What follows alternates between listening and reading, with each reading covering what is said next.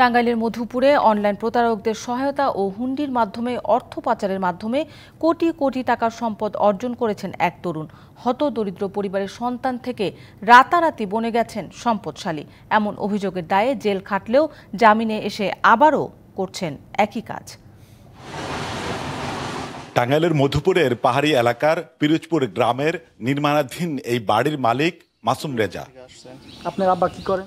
নির্মাণাধীন বাড়িটির পাশের জরাজীর্ণ বাড়িতে 3 ভাই ও 2 বোনের সঙ্গে বেড়ে উঠেছেন মাসুম।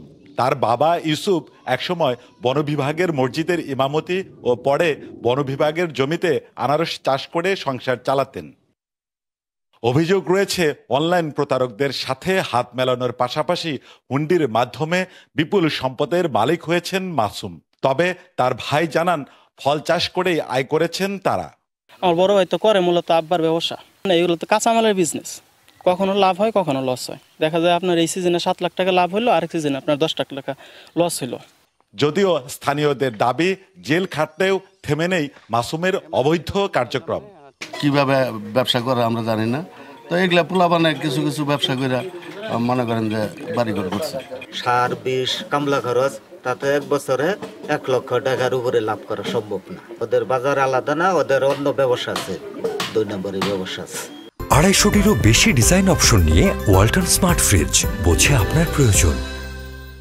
মাসুমের অবৈধ কাজ চলে মধুপুর পৌরসভার সাবেক কাউন্সিলর পলাশ হোসেনের বাড়িতে, এমন দাবি স্থানীয়দের।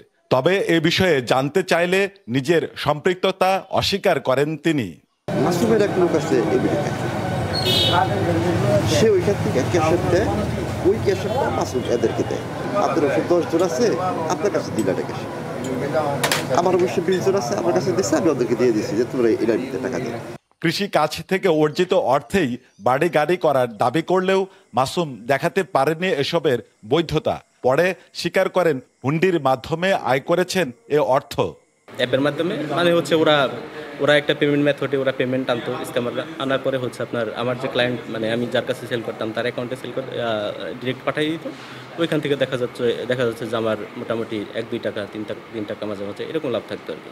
তার দাবি, পুলিশ ও প্রশাসনকে ম্যানেজ করেই মধুপুরের অনেকেই নির্বিঘ্নে অনলাইন প্রতারণা চালিয়ে যাচ্ছে।